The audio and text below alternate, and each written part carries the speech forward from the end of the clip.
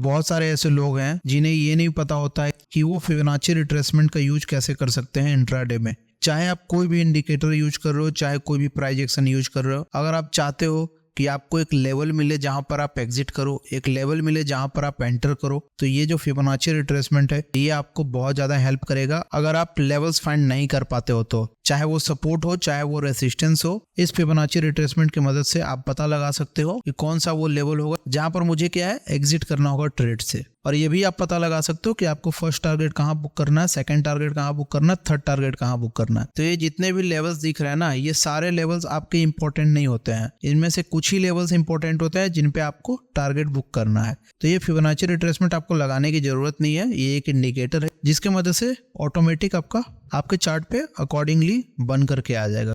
क्योंकि बहुत सारे लोग कंफ्यूज हो जाते हैं कि किस लेवल से किस लेवल को मैं अटैच करूंगा तो जा करके मेरा फिबोनाची रिट्रेसमेंट बढ़िया बनेगा। तो इस वीडियो में मैं एक इंडिकेटर आपको बताऊंगा जिसकी मदद से आप ऑटोमेटिक फिबोनाची रिट्रेसमेंट लगा सकते हो। देखो, आप निफ्टी का चार्ट है ये, आपको इंडिकेटर सेक्शन में आना है और यहाँ पे सर्च करना है ऑटो। आप जैसे ही यहाँ पे ऑटो सर्च करोगे यहाँ पर आपका आएगा auto fib extension, auto fib retracement. ठीक है, आपको ऑटो फिब रिट्रेसमेंट यूज करना है तो आपको इसको ऐड कर लेना है। इसको जैसे सेलेक्ट करोगे ये ऐड हो जाएगा। ठीक है, इसमें आपको कुछ सेटिंग्स भी करने हैं। तो यहाँ पर देखो, अगर मार्केट अप ट्रेंड में हो, जैसे यहाँ पर अप ट्रेंड में है मार्केट, तो आपको क्या करना है, आपको यहाँ पर ये जो है रिवर्स, इस पे आपको क्लिक कर लेना है। इसके जो लेवल होंगे वो आपको अप ट्रेंड के बारे में बताएंगे। और अगर मार्केट डाउन ट्रेंड में है तो आपको क्या करना होगा, इसको क्लोज कर देना होगा, तो आपको ये डाउन ट्रेंड का बताएगा।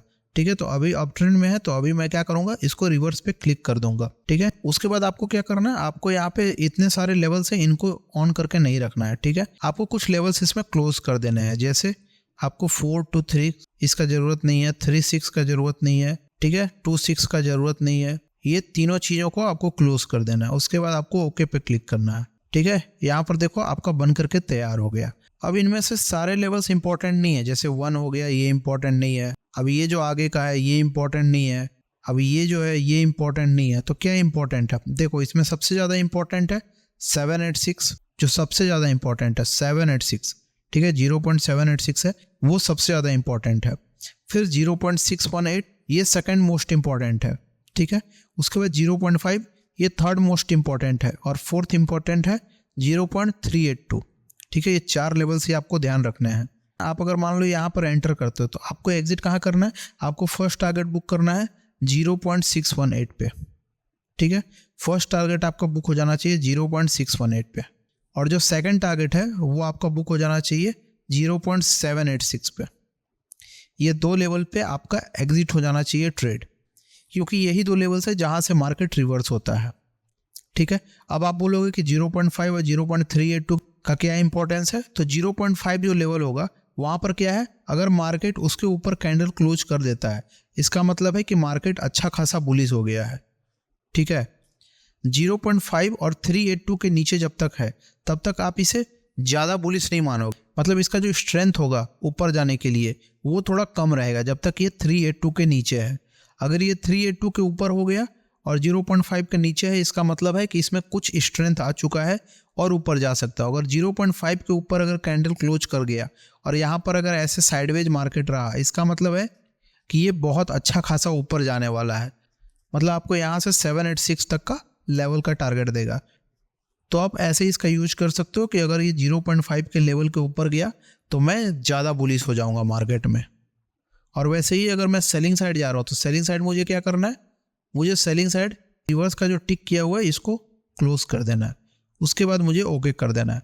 अब मुझे क्या ध्यान रखना है, अगर मार्केट डाउन ट्रेंड में है, ठीक है, जैसे हम यहाँ पर बुलिश साइड कर रहे थे वैसे ही हम यहाँ पे बियरिश साइड भी करेंगे। जैसे 382 के नीचे अगर होगा इसका मतलब है कि ज़्यादा बियरिश है, और 0.5 के नीचे अगर होगा इसका मतलब क्या है कि बहुत ज़्यादा बियरिश है। ठीक है, इसका मतलब है कि 0.786 का हम टारगेट ले सकते हैं। तो आप समझ गए हो कि ये जो लेवल्स है इनके इंपॉर्टेंस क्या है। अब मैं बताता हूँ आपको कि आपको अपना प्रॉफिट कब ट्रेल करना है। ठीक है, कहाँ तक का प्रॉफिट आपको लेना है। अगर आपका यहाँ पर बाइंग दे दिया तो 0.382 पर जब तक है तब तक आपको 1 क्वांटिटी से काम करना है। ठीक है, उसके बाद आप क्या करोगे, आप जैसे ही 0.5 के ऊपर जाएगा आपको क्वांटिटी डबल कर देनी है।